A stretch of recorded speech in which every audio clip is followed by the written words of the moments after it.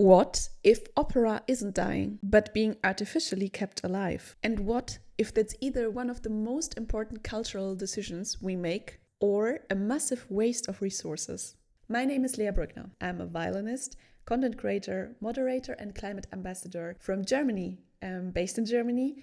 And I'm very much looking forward to take you into my world of the classical music, which is so much brighter than just, in brackets, classical music. Welcome to the first episode of Beyond the Practice Room, the modern classical musician podcast. Keep this thing alive, even though it's like no one cares about it anymore. I think this sentence by Timothée Chalamet that he said in a talk show made the opera and theater world go crazy about it. And generally, I think all of us musicians.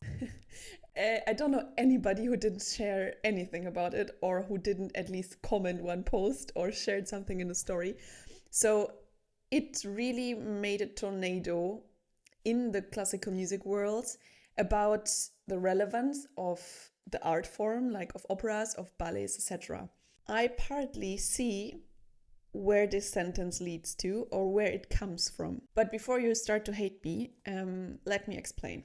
Because now that it's a podcast, I have luckily more time than 30 or 60 seconds or 90 seconds on social media. So I'm very happy about that, to finally be able to discuss things in a wider range.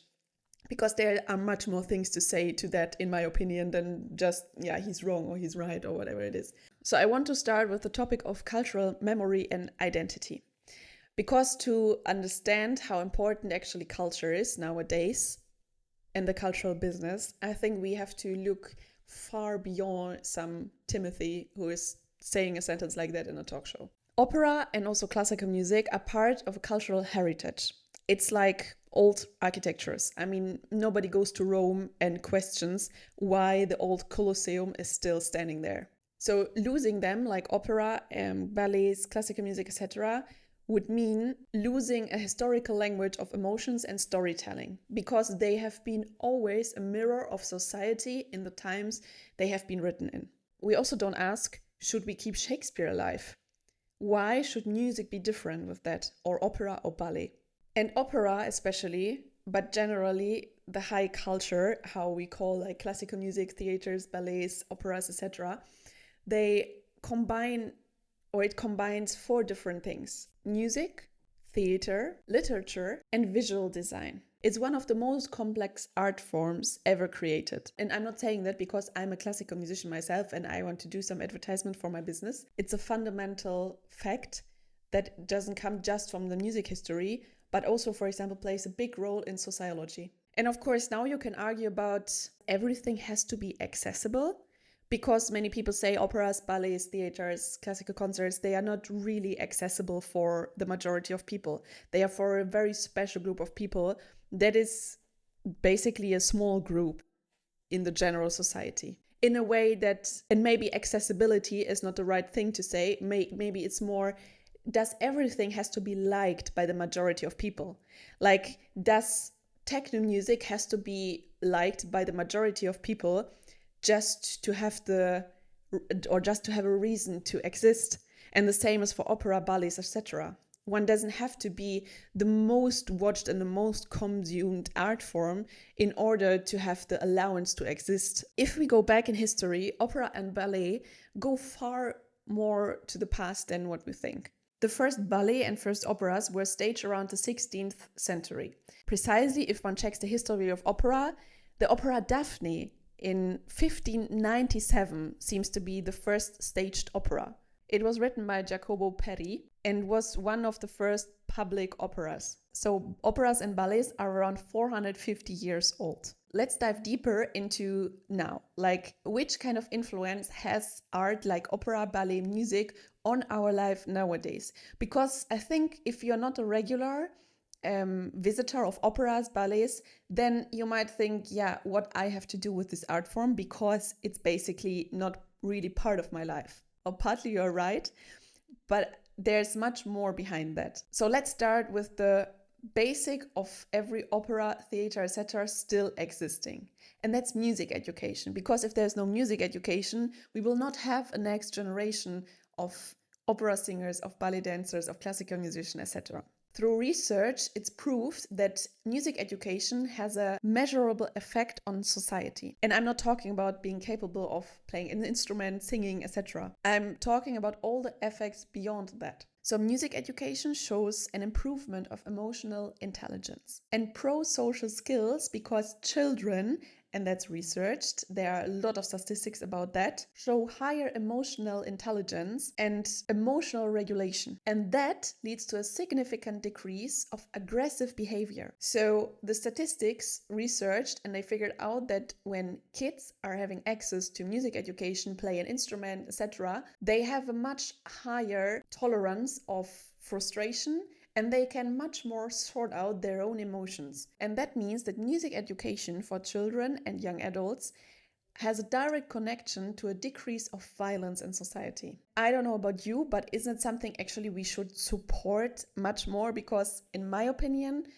in the times we are living, 2026, we definitely need less aggression and violence on our planet. And independently of musical talent, making music trains certain areas of the brain. Statistics show clearly improved memory and cognitive skills. In sociology, high art forms like operas, ballets, classical music, etc., have a very high value because they form and structure society far beyond the entertainment factor that we always prioritize by seeing whether it's relevant or not. And now let's come to adults, because music education or music in general and the access to music has not just positive effects on children and young adults, but it has also a positive effect on us adults. Large-scale research have found that engaging with arts reduces depression and pain and improves quality of life. And if you think that's just some random theory I made up,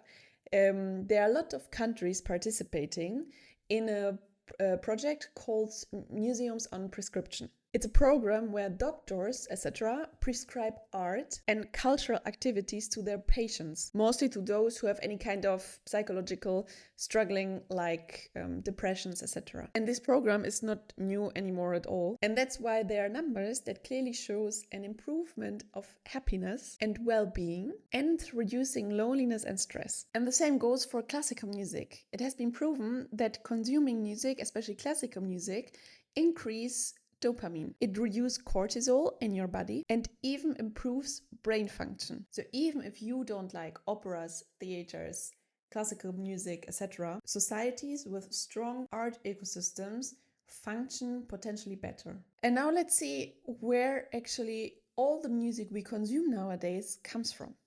And you will guess what I want to say now. Pop music, film music, video game music, whatever it is, stands on a strong base of long-time music history, which goes back 400, 500 years or even longer. Not just classical music, but in generally the music, the original music that has been created in all countries all over the world. So killing classical music, operas, whatever it is like deleting the source code for modern music, we know. And now let's come to what is opera nowadays, because I think we have all a pretty misunderstanding of what opera is.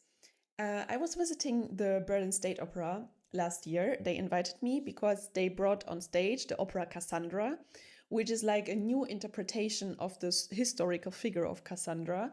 I don't know if you know the story. So she was, God was in love with her, but she didn't want him. So she was cursed by him that whatever she would say, even if she would predict a war or something, nobody would believe her. And the Berlin State Opera transcribed this historical story into 2026 or 25 back then, and made from it a story about climate change. So the modern version of Cassandra is that this Cassandra is a climate scientist, and she knows about climate change, and she tries to talk with society, etc., and tries to raise awareness for this topic. But whatever she says, nobody believes her.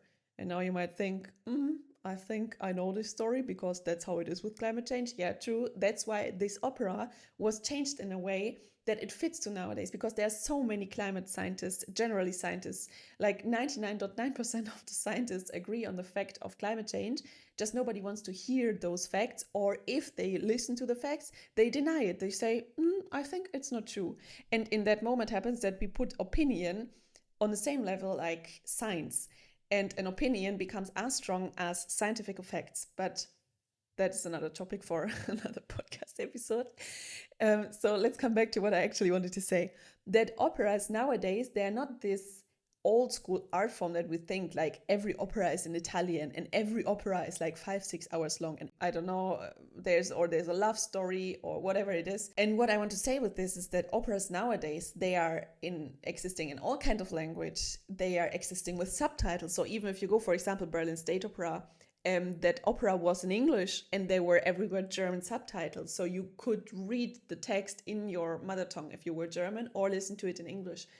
And opera developed in a way that most of us didn't realize they developed, especially in the last 20 years. So modern opera addresses a lot of recent topics like politics, migration, climate change, identity, nationalism, whatever it is. So opera, ballet, classical music, whatever it is that you count under the term of high culture in brackets. These art forms persist not because they are artificially kept alive, but because they continuously produce measurable benefits in social cohesion, health, cognition, culture, and economics. But to come to the other side, because I promised a controversial view on what Timothée Chalamet said, it's fair to say audiences are smaller than, for example, for pop culture. That's a fact. And the access can be unequal due to high costs for tickets, music education, etc. So let's see the economic effect, because I just mentioned the high ticket prices, but at the same time, the economical importance. The artificial life support is many times criticized. Like, yeah, you are depending only on public funding, and that's the only way how you can survive. And it's partly true, because opera houses are often heavily subsidized. And the audience base is often aging, or let's say above 60. So the hard question is, if something needs content public funding and still struggles to attract audiences enough to cover the actual production costs, is it really alive? And in the last couple of years, I have been to a lot of conferences for classical music, for culture, for whatever it was. And I can tell you that not even in one of those events, there hasn't been at least half of the panels or talks about the future of classical music, opera houses, theaters, etc. The business is aware of a modernization that's long time needed. The problem is it's a dinosaur which we try to move, and you can imagine how difficult that might have been, especially if it's a big one and an old one, as the business is. So there are a lot of innovative ideas, and there are a lot of concert houses who are doing a lot of great stuff to introduce the art forms in new places, to new people, to a new audience, to make it more accessible, to make family concerts, to make concerts in areas where people might not have the ability usually or the possibility to enter to classical music concerts or to operas, to bring the art forms out of the traditional concert houses, which might sometimes look a bit more scary and not so comfortable to go in. So they try to bring it out. We call it, like in German, dritte Orte, which means like kind of third places. So it's all about searching alternative forms to bring culture in a way to the people that it's reaching them also still in 2026. But this is a complete normal procedure. I mean, no car industry is still producing the same cars like beginning of 20th century. I mean, we are not driving those cars like back then, apart from if you're collecting Alzheimer's. But I mean, every industry has to develop. Also, the art forms are developing. And not just because they have to survive, but because simply they are developing by the pulse of the time with the society. So the music that's written nowadays, the paintings that are painting, the museums, what they are showing, the operas that are being on stage, they are all different than they have been in the last couple of hundreds of years. And that's important, but at the same time we tend to stick too much to tradition. And of course we are aware of the aging audience, and in my taste, or for my taste, it's still not going fast enough to change. And I think we could be much more open to new ideas, to new formats. We could also try to eliminate, or at least to soften, this term of like serious and entertaining music, because especially in Germany, which is a very traditional country about classical music being strict, kept in the classical music business, and entertainment music being like pop music, etc., that all counts into the entertainment group. That's entertaining music. For me, this is a very toxic thing to say, because it automatically means that classical music or opera or whatever it is, it's not entertaining. And that's wrong, because I think it's highly entertaining, but on another level, it's not easy entertaining. And that's, I think, what makes for me the difference to pop culture. It's much easier accessible to listen to a pop song, also because there are lyrics that are much closer to our language nowadays and to how we live and what we experience than many of the classical music pieces. I mean, most of them anyway, if you're not playing an aria or an opera, they are anyway not having lyrics, so it's much more instrumental based. And if you then don't have the education or the knowledge or the informations what the composer actually wanted, what was the connection in the time, what was the political circumstances that have led maybe, or that has made the composer write this piece or whatever it is, if you don't have all these informations, then you are kind of a bit alone in a big concert hall with a lot of rules that makes it or that can make it very overwhelming, this experience. So I'm absolutely a fan of modernization, and not just a fan, but I think that's the only way we actually survive also in future, and we stay relevant for the society. Not we become, but we stay because we are. And of course, historically tied to upper classes and formal etiquettes have always targeted a different group, which is a lot about elitism and accessibility. But also this is changing. Especially, for example, I have just been talking to Berlin State Opera about the dress code. Like back then, you always had to have a certain dress code in order to even access or go into the opera house. Also, that it's changing. And I think that's great that it's changing, because still it should be a form of comfort that we feel when we experience music, because we want to be touched by it, we want to feel emotions, and it's very hard to feel emotions under so strict rules. And of course also the lack of diversity is an issue, which is especially because they are mostly, let's say, European or American composers or Russian composers, or basically that's it. I wanted to add another, but yeah, that's basically it. And they are very old narratives. Then, we struggle a bit to reflect the recent opening of the society towards diversity, equality, to reflect it in our artistic programs. It's still, I just recently did a video on my Instagram channel, which you're more than welcome to follow if you want to see some more content. It's lea.violin on Instagram. It's really common there to see no female composers. So around 6 to 14% of the repertoire played are pieces by women. And the statistics is not better, for example, with composers who belong to the group of people of color. We have a lot of topics we should change in high art, and we should target, and we should talk about. Today's audience is very much used to shorter attention spans, digital first, and all these kind of things.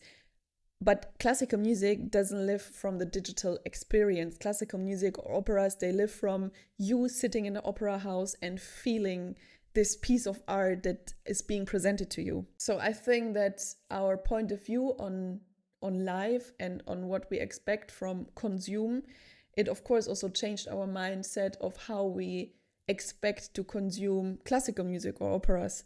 And in a way, it's good that it's forcing us, like those who are in the business, to change and to become more modern. But at the same time, some things are very difficult. For example, social media, 30 to 60 seconds. I mean, if you want to say one key fact, you can do that, and you can even say one pro and contra argument against it or for it. Or if you want to make just some little short scandal, you can easily make a headline in 1 or 2 or 3 sentences in under 30 seconds. But the thing about music is, or about opera, it's much slower, it's much longer, it has a much longer attention line that has to be followed in order to experience the full emotion and the full power of this art form. So it's like you are rushing and running through a museum. I mean, people are sometimes standing like 10, 15 minutes, half an hour in front of one painting, and one can easily spend like 3-4 hours in a museum by walking through it and looking at pictures, and you're not just rushing through it, scrolling up and down or left and right to see immediately the next picture. And that's, I think, what we also have to learn. But this is also part of music education. So if kids and children don't have an access to music education, then they will not learn these values. And still, it's very much connected actually to the parents, whether a kid is having music education or not, if it's not part of the public education program in the school, etc. And that's, I think, should be changed. It should be definitely a children's right to have access to culture and music education. But in the end, I think we should all think about what actually helps society to become a better place. And based on all the facts that I told you also before, about mental health, about economics, about whatever it is, I think that high art definitely has a place in our society and should have it, because we would lack a lot and we would just know about it if we don't have it anymore. And I think we don't want to experience a world where people have even less tolerance, even more aggression, even less empathy. All these kind of things that you learn through music education. And I think there are a few questions that I still have in mind and that I would like to share with you, because I don't have answers to them. So I will just leave them open. And you are very much welcome to text to me whenever you feel like that you have anything to comment to these questions. So first question, it's going to be very controversial that I'm saying that, but should public money fund niche art? Which is a question that politicians ask themselves every day. And on the way how public funding for art is decreasing, you can decide by yourself how the answer is nowadays from the side of most of the politicians. Does art need an audience in order to be valid? This is another question that I'm asking myself sometimes. So should art, or is art only art if it's made for an audience, or if it finds an own audience? Or can art be art